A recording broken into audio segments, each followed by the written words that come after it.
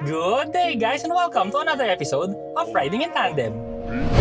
RIT, Riding in Tandem, RIT. With me, RM. And me, Elaine, at sa episode na to, first drive natin ng Haval H9 Lux 4x4. Ano, ready ka na? Parati naman eh, tara na!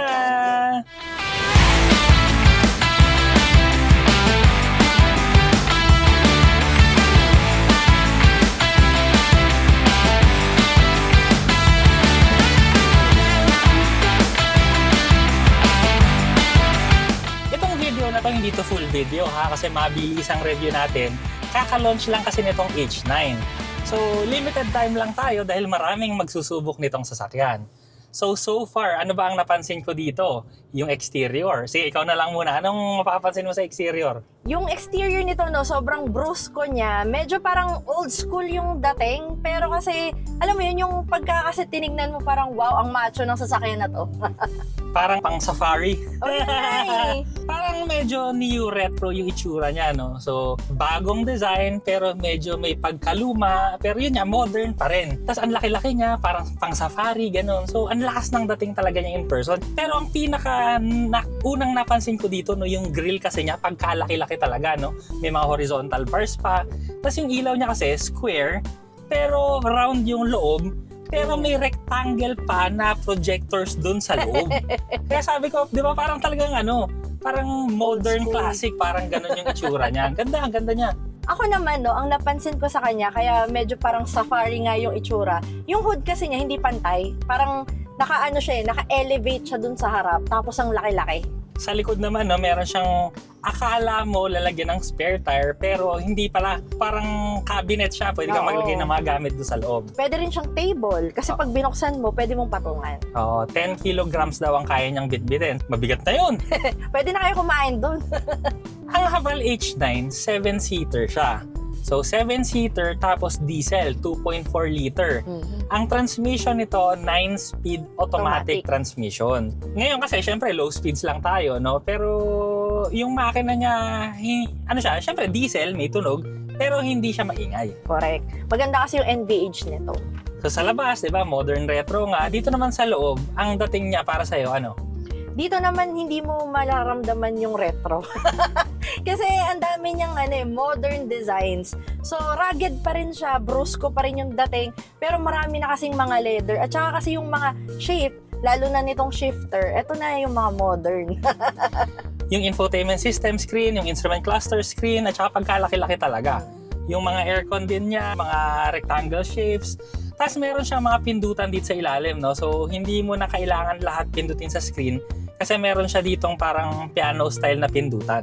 Sa baba naman ng screen at saka ng aircon, no, meron tayong wireless charger, tapos yung shifter nga parang pang aeroplano, parang pang spaceship, iba talaga yung shape niya. Meron tayong auto hold function at saka electronic parking brake, tapos meron din tayong drive modes. 4-wheel drive to, pero siya, torque on demand. Kung kailan niya nakitang kailangan mo yung 4-wheel drive, automatic na siyang aandar. Pero hindi siya kagaya nung iba kasi meron tong dedicated na 4-low na button. So meron siyang 4-low na gear. 7 nga pala ang drive modes na pwede nyong gawin sa sasakyan na to, Meron din tong paddle shifters, leather yung mga manibela. Sa sides, may mga leather din. Tsaka maluwag dito sa loob, no? Pero intayin nyo na lang yung complete review namin kasi syempre, mabilisan nga lang tayo, 2 ikot lang dito kaya hindi talaga tayo masasabi lahat. At saka ang nagustuhan ko rin pala dito kasi 'di ba kadalasan ang mga combination black tapos may mga chrome. Ito kasi hindi hindi silver yung accents black na siya, hindi rin piano black metallic black yung mga door handles, yung bukasan ng pinto, tsaka yung dito sa shifter, pati itong yung controls ng aircon. Dalawa rin yung kulay ng interior kasi ngayon black, no? Pero yung nabiro ko kanina, brown, tas merong mga black. Oo. So, Parang yun. brown na ma-orange. Oo. Ganun. Meron ding part na konti dito na off-road. So, maganda rin yung suspension, no? Medyo bilisan ko ng konti dito sa lubak-lubak. Maganda siya, hindi jarring siya kahit butas-butas yung kalsada. Tapos yun yung diesel talaga yung maganda dito Yung space din niya, no? Kasi pagka kunwari, naka 7-seat na configuration ka, so may maliit na space dun sa loob. Pero lahat ng maupuan kasi nito naka-fold. So kung kailangan mo ng space, i-fold mo lang lahat yan, tapos lahat yan space na sobrang luwag. Tsaka flat siya. Yung actual size din ito, no? Feeling ko, ang laki. feeling ko mas malaki siya dun sa mga regular na diesel na SUVs eh. Pero i-confirm na lang natin yan doon sa complete video. Okay, may mga gusto ko pa ba dito sa sasakyan? Gusto ko kasi yung yung pagka nasa kalsada ka, yung kita ka, may arrive, ganon. Pero pagka nandito ka naman kasi, sa nakikita ko, parang hindi naman yung hindi ka naman din mahihirapan masyado pagka dinrive. Pero syempre, depende rin kasi yung iba hindi naman sanay sa malalaking sasakyan. Pero kami kasi nakaka-drive kami ng malaki, kaya sa akin kaya ko to. Speaking of which din, malalaki kasi yung mga salamin dito. So, kitang-kita mo lahat. Pati yung mga side mirrors niya, malaki. May sunroof pa tayo sa taas. Tapos ayun, si Boss Toyo, nagagano, no? Kaway tayo, Boss Toyo. Oy, Boss Toyo!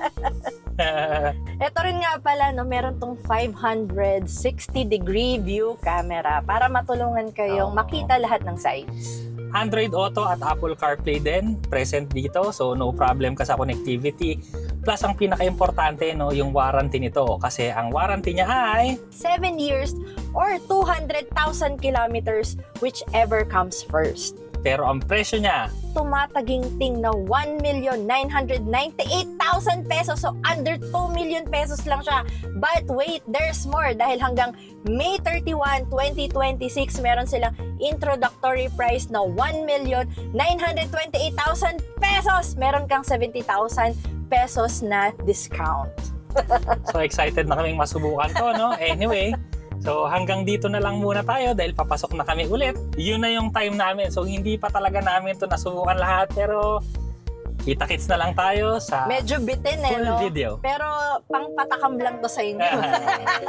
Maraming salamat sa panonood. Sana nag-enjoy po kayo at may natutunan kayo sa video namin. O, next video na.